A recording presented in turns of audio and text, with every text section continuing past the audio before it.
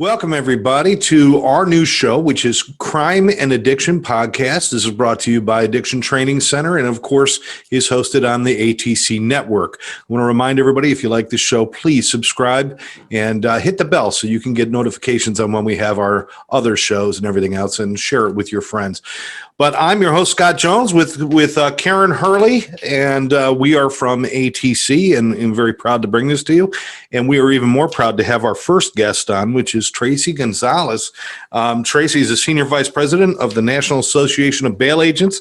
She is a business owner and entrepreneur. She has owned Gonzalez Bonding Company in Georgia for how many years now, Tracy? Oh my gosh, over 20. I think we're closer to 21 years now. Wow. 21 years. So it's been around. It's been around.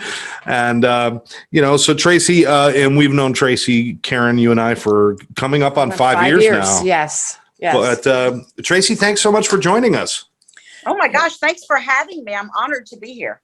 One of the things that I was thinking about this morning is that when Scott, when you and I first started putting together the training course, it was for the bond industry. And we were asked by, surety that you're with, right, to put this together. I can't remember his name. Tell me his name. Palmetto Surety. Okay, Palmetto Surety. We were asked to really write a course, and you were so intricate. You came and you worked with us, and you sat in our offices and gave us direction, and the course became popular because of some of the work that you did. And I was thinking about how great that was in the conversations we used to have, and that was 5 years ago. I can't believe it. I think she actually was one of the first ones to sit through our training too. She was. When we were still trying to figure things out. So God bless you for making it through. I found some old pictures of the very first training we did with you in it the other day. I'll have to send them to you. Listen, those were good times. Those were great times. They were. Yes. They were. Yes. So thank you. I wanted to thank you for that, because you really were so instrumental in helping us getting this whole project going, and we're still here 5 years later. Oh my gosh, listen, I can't thank you guys enough for giving me that opportunity, because as bail agents in the bail industry, as you can imagine, and as you know from working with us, that, we deal with a lot of people that are in the throes of addiction. Mm-hmm. And so this course that we were so blessed to have has helped so many bail agents across the United States to be able to help people that are in active addiction, people that are detoxing, coming out of jail, and being able to help them find placements and being able to change their lives. And that's huge. That's huge for us. It is. It's huge for all of us. So working together with you, and certainly working together with NABA now, is absolutely incredible. We know when you started. If you want to tell us a little bit about that or your bond agency, whatever you'd like to start with, we'd love to hear it. Oh my gosh, listen, I'm so proud of NABA and what we have done. NABA is the brainchild of Michelle Eskenazi, who is my dear friend, my sister from New York. And we are actually a little over a year in now to NABA. NABA is a grassroots national organization comprised of bail agents throughout the United States. And we do a lot of different things. Most importantly, we are fighting for the bail industry and fighting to educate legislators, politicians, sheriffs, judges on the importance of commercial bail or secured bail, and what we do.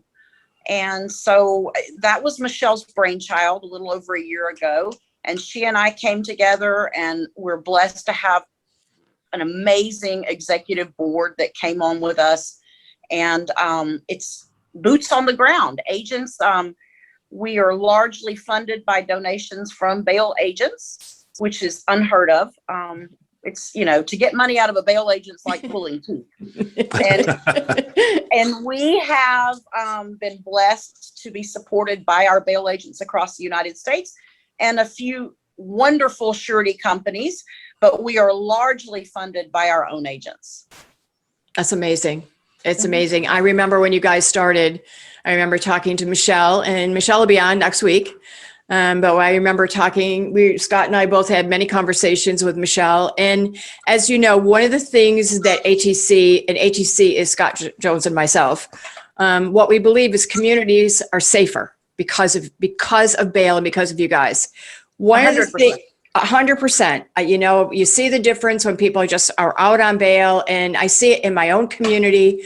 There's more people in gangs walking around. There's roving around, getting into trouble, and it's just you can see the difference. So it's really important to me personally that bail continues for that reason, because we need to be safer, especially in these times.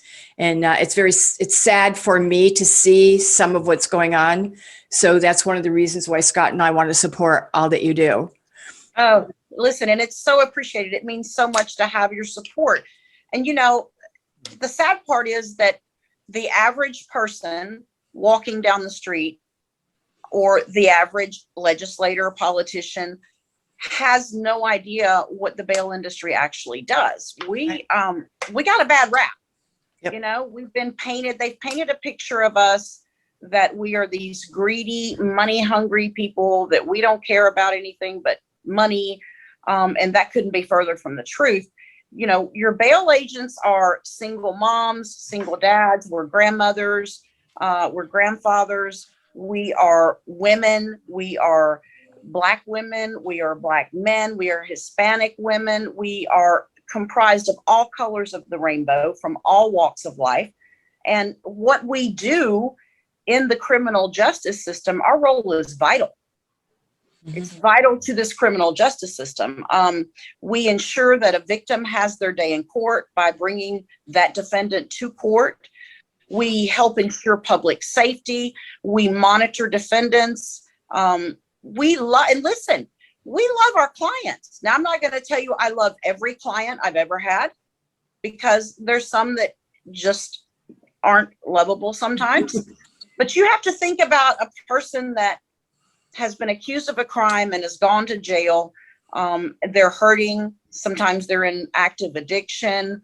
Sometimes they're a victim themselves. And those people are hurting. So sometimes they're not very lovable, but we do our best to love those people and to walk them through this journey. But we're the people that, you know, you see us at 3:00 in the morning at the jail because a mom has been arrested and she's a single mom with babies and there's no diapers and there's no formula, and or her husband's been arrested for domestic violence and she has nowhere to go.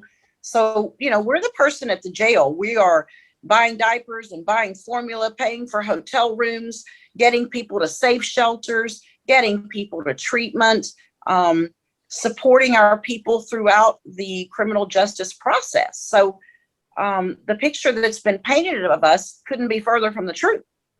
I think, you know, Tracy, I think this is a fate that many things suffer. Many industries, you know, we see it even now in law enforcement that, you know, when one bail agent, one police officer, one treatment center does something wrong, that makes the front page. And that becomes the marker for all of us. But all of these things that you're talking about, you know, they're not filming you at 3 a.m, showing up and helping somebody. Right. They're not showing that they're calling you and, you know, they want to ride somewhere, or they just want to talk to somebody and you're there. Because for every one person who's doing something wrong, there's hundreds that are doing the right thing. And but it's any business. The problem is you're in a business that's been sensationalized as people running through the streets and beating people up and doing things like that. It's so far from the truth. I mean, most of your job, let's talk about it, is boring when you think about it compared to what they portray you in movies and TV, right? Listen, if I had a camera crew to follow me for 24 hours, people would be asleep. They would be asleep. My life is that boring. But, you know, my motto has always been, bad things happen to good people. Not everyone that is accused of a crime and goes to jail is a horrible person. Sometimes you're just in the wrong place at the wrong time, or you're with the wrong people, or you're living a lifestyle that is conducive to bad things happening. But I love my people. I love my clients. I go the extra mile. And I have to say that 99.9.5% of the bail agents across America are the same. You know, we're therapists, we are employment counselors, we find housing, we find daycare, we get people into treatment. There's so much to what we do that is not seen by the world. That if people just knew our hearts, Yeah, exactly, and who we are, I think that Exactly. image would change. I agree. we have organizations, and we have coalitions and groups that try to monitor ourselves. And when we see somebody doing the wrong thing in the addiction industry, we've seen them shut down and pulled out, and licensing taken away and things like that. Are the same things going on in the bail industry? Do you guys try to monitor yourselves as well? Is that something people don't see? We do. We are and you know, Michelle and I are, and it doesn't make us very popular people in the industry sometimes because we believe in policing our own. Yeah. So, you know, there are a lot of things that I see in the bail industry that need to change. There are a lot of things that I don't agree with, but they're not things that can't be fixed. They can't be fixed.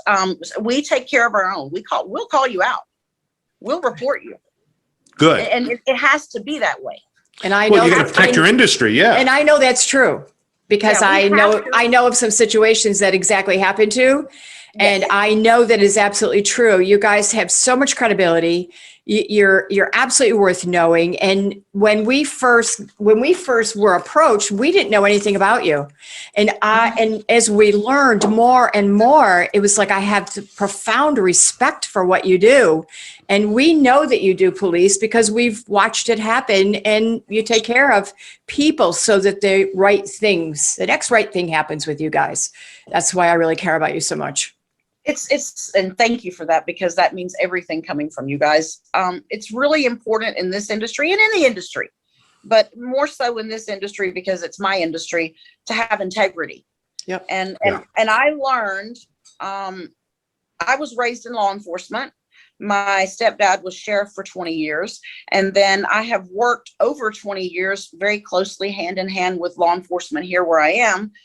And I learned from probably one of my dearest friends who started out as an investigator, and, you know, he's a big guy now in law enforcement. And he said to me, "You have to have integrity." And I said, "What do you mean?" And he said, "Integrity is doing the right thing when no one else is looking." That's right. And I have always, and that's been over 20 years ago. And his name is Kevin Kiefaber, and he works for local law enforcement here. He taught me what integrity was, and that I always, no matter who was looking, had to do the right thing. And that has stuck with me all these years. So whether somebody's watching me or not, I know that I have to have integrity. I have to do the right thing. Well, and that's how Scott and I are. As you know, we're both in recovery and have been for many years, decades. Both of us have been around a long time. And if we don't practice and we don't have integrity, we don't move on with our lives. And we've seen a lot and moved away from a lot in treatment because they didn't have integrity, and we didn't want to be part of that. So in all industries, as we're talking about, it is about the next right thing. And sometimes it feels like, boy, those people are making out okay, but you know what? I want to live my life. Scott and I talk about this regularly. We want to live our life with integrity. People know we're integritists when they work with us, and that means everything.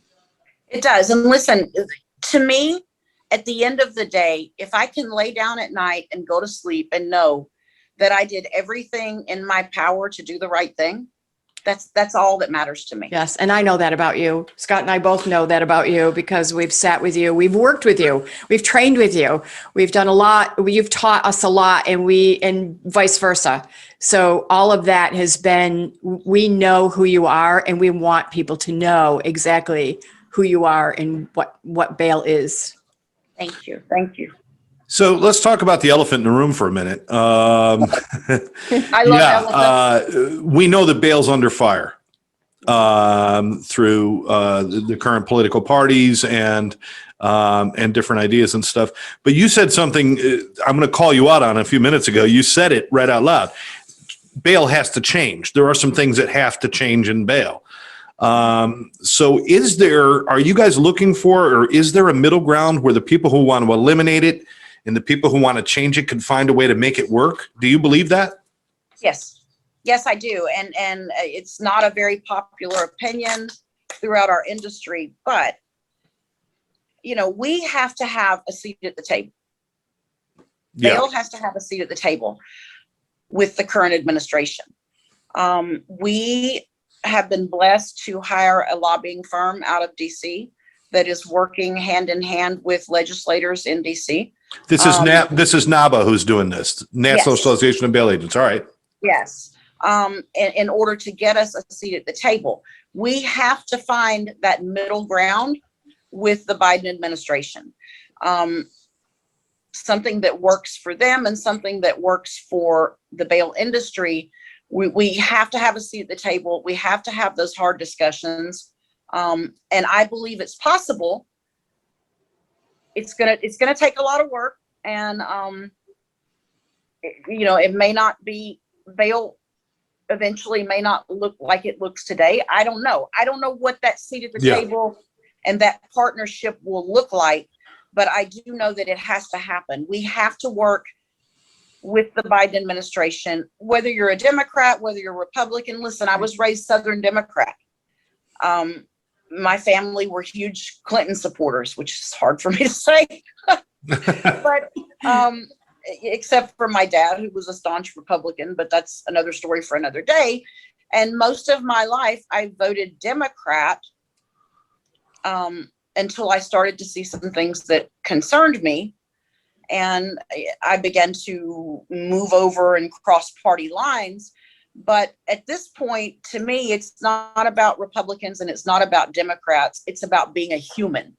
Yes, It's about being a good human. Agreed. And it's about coming together and finding something that works, not for us, but for the citizens of the United States, for victims of violent crime, for defendants that are awaiting trial. There has to be a middle ground. And I don't know what that looks like right now, so I couldn't tell you, but I know it has to happen. Yep. And that's exactly what we feel as well. I mean, I'm sure in 22 years of your bail company, things changed over those 22 years. Some for the better, some for the worse. But there's always change going on, and we're at a precipice of change. But people have to sit down and talk about it.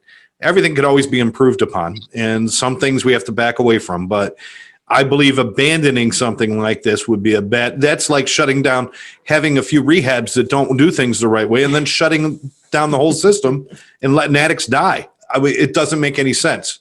So we support you. And of course, anything ATC can do to talk about the social aspect of what you guys do and how important it is, we're there for you. We're there. Oh, and it's so appreciated. If you look at states where they have rolled back bail, if you look at Illinois, you look at New Jersey, which is the poster child, New York rolled back bail for a while, and then they had to bring it back because they saw very quickly that wasn't going to work. California, New Mexico, Texas is in the throes of bail reform now. If you look at those states and you look at statistics and you look at criminal recidivist, and you look at crime rates and victims not getting their day in court, you can see very quickly that the plan that these people have is not going to work, which is why we're going to have to come to some kind of a middle ground somewhere, because it's not going to work. Criminals are running rampant. People are repeating crimes. They're being arrested. They're being released. They're being arrested. They're being released. It doesn't work. It's not going to work. Yeah. And that's exactly why Karen and I got involved, because, there's kind of that stopgap measure that we can put in place where when the bail industry kicks in, maybe the addiction industry kicks in as well. And we can reduce that recidivism drastically if we can get some of these people sober, get them off the drugs, get them out of the environments of the drugs and the alcohol. And that's why I think it's really important that our relationship exists, and that we probably expand this even more so that it makes everything make sense. I mean, partnering of industries is so important right now. Very. Well, and one of the things that we knew from the very beginning 5 years ago, when the three of us we sat down, and then the three of us were sitting down talking about this, is that the bail industry, that whole industry, we're never going to learn all that. We know treatment, and you're never going to learn all that. So what a great combination of working together, because we each know the best parts of our industry and how to help people. And that's really what we're all here for. I couldn't agree. Yep. I couldn't agree more. So many people, I see so many defendants that not everybody lived a good life. Not everybody had a great childhood. And some people don't know how to cope, and they turn to addiction, or they turn to a life of crime. Things happen. Listen, I didn't have a great childhood. I didn't have a great childhood at all. I could make you cry. But I struggled for many, many years. My dad was famous for saying I didn't grow up until I was 30 years old. And he was exactly right. I didn't get my crap together till I was 30. I struggled with addiction. I struggled with mental health issues. My mother committed suicide when I was 28. I lived a life of domestic violence. But I didn't let those things affect who I am and who I have become. Did it help? Did it make me struggle? Absolutely. I struggled for many, many years. But when I finally made up my mind and got down to work, I am who I am because of what I suffered. Agreed. Totally agree. It's made me a stronger person. So I think that education is important. Treatment is important. Compassion, love, and understanding are important when we're dealing with our clients, because not everybody has that strength that I had to pull themselves up and to survive and become successful. But I think if we love them and we educate them and we help them and show them the way, they have a lot better chance of surviving and becoming successful. Totally agree. Our story, of course, as you know, because we've talked about it, is almost identical. Our younger life story. But one of the things is that, one of the things Scott and I are former therapists. That's what we ended up doing in recovery, is be a therapist and develop programs. But one of the things that happened for us is, how do we reach more people? When we wrote this course for intervention, and it isn't just intervention, it's really about NLP. And you, as you said, people don't know how to talk. People don't know how to talk to each other. And we teach communication, and we teach all those things in the course. And so we moved on in that, but our basic relationships, like with you guys, is exactly the same, because the more that we share, the more we learn, the more we help another human being. And that's what it's all about. That's what we're here for. I'm here to serve. I'm here to serve. We are too. It took me a long time to figure out what my role was in this crazy world. I was a social worker. I was a CPS investigator for many, many years. I saw things that you can't even begin to imagine. Mm-hmm. And that was when I began to figure out that in some shape, fashion, or form, my role in this world is to serve people. But social services wasn't it. Bail is my platform to serve people, to love people, to connect people to the right resources. And, I haven't always been a very religious person. So you don't hear me talk a lot about religion. I was raised as a Southern Baptist. But I stepped away from religion for many, many, many years, simply because I couldn't wrap my mind around the fact that God, who is supposed to love us, would allow us to suffer. And it took me many years to understand that everything happens for a reason. And God has given me a platform in bail. And I intend to use that with my people, because there's not one person out there that's not worth saving. Exactly how we feel. Exactly. Absolutely. Now, Tracy, I mean, we're running, we're getting towards the end of the show here, and I don't want to miss out on an opportunity for people to learn. Because like you said, a lot of people don't understand what bail is. They really don't. They might have learned about it from Rockford Files or something else. They have no idea. So what's a good resource for people? I mean, is NABA one of those resources that helps to educate the public as well? And how would they find out more? Where would they go? Absolutely. We have our website, which is National Association of Bail Agents.com. Lots of great info there, lots of great articles about what's going on in the world, what's going on in the bail industry. We have a public Facebook page as well, National Association of Bail Agents. Lots of good articles, lots of things about victims' rights. For those people that are victims of violent crime, we also have a group on Facebook as well, which is the National Association for Victims' Rights. There's so much out there, but listen, I'm here. People can call me 912-614-2031. I will guide you to the right place. You can email me at tgonzalez, GONZALEZ @palmettosurety.net and ask for those resources. I will connect you to the right place. You are also on the ATC website. Your bond agency is on the ATC website, so you can get information there, and you'll also put it. Absolutely. It's on atceducation.com. You can go there and look for our participants and our sponsors. And you're down there, several bail agencies, but you're number one on our list. Always have been, Tracy. Always. I like being number one. I love Yeah, you are. You are. And I think that's good. And I think that maybe getting a seat at the table is really important. We all support you and we're there with you, backing you. And I'm just asking anybody who happens to listen to this, if you haven't learned about bail, go and find out, learn what it really does, and know that nobody's claiming that the system is perfect. Nobody's claiming that. Nobody's saying, leave us alone, we'll do what we want. That's not what we're saying. We're saying, let's sit down, let's talk about it and come to a consensus. That's not going to be good for the bail industry or for the politicians or the parties.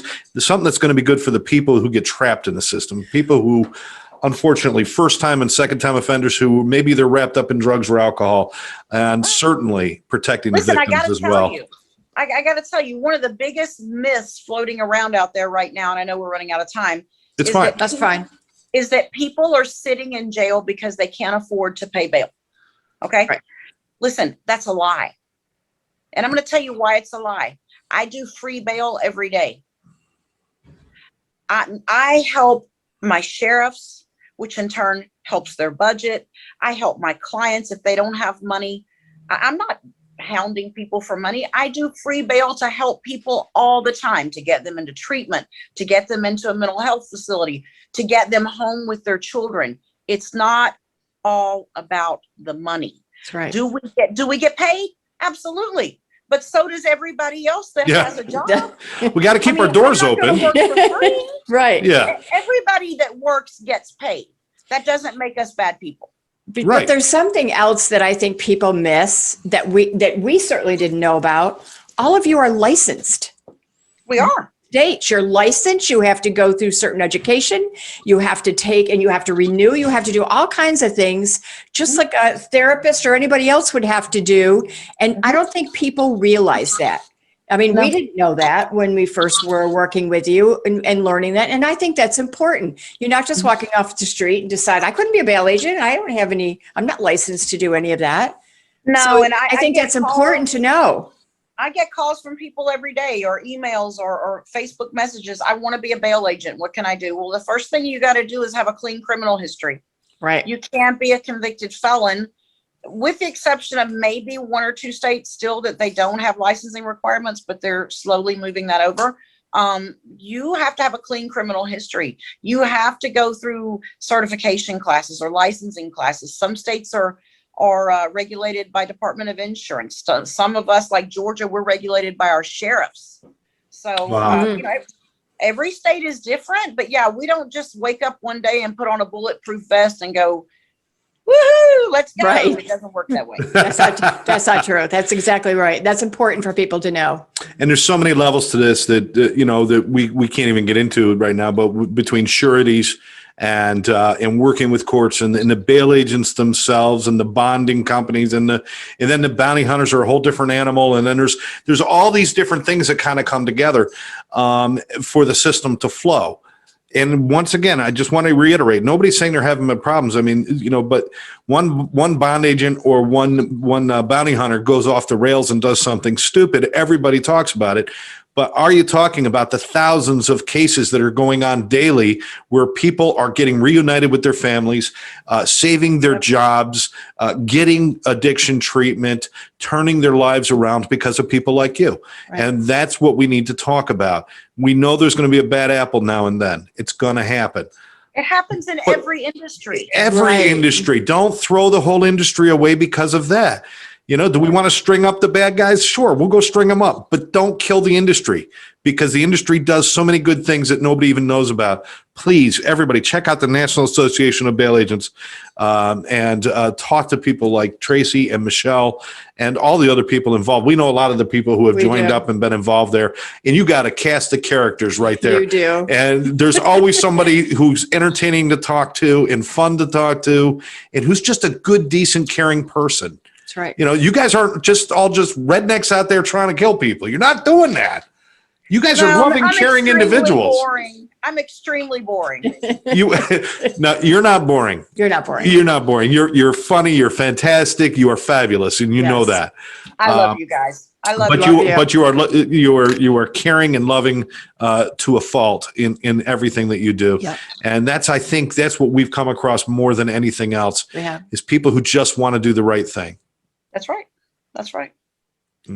We appreciate your time, your friendship, and certainly appreciate all you do. Thank you guys so much. And you guys are much appreciated as well. You know that. Thank you. We'll be in touch. We'll talk to you soon. And hopefully, maybe we'll come back and do this again on our show, which is, Crime and Addiction right here, sponsored by ATC. So for now, for Karen Hurley, I'm Scott Jones, thanking our guest, Tracy Gonzalez. We'll catch you here next time. Much love. Thanks, guys. Love you. Bye. Take care. Bye.